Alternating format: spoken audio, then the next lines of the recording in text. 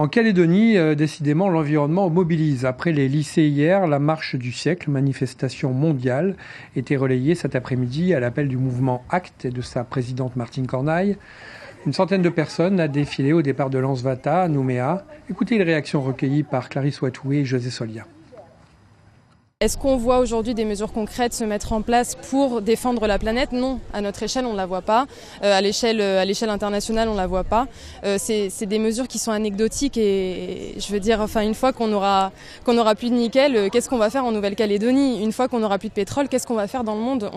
Les alternatives sont tellement marginales que c'en est dépitant en fait. C'en est vraiment dépitant. Il n'y a pas que à l'échelle des entreprises qu'on doit agir et protester, mais aussi à l'échelle des citoyens. Il y a plein de choses qu'on peut faire tous les jours pour agir contre le réchauffement climatique.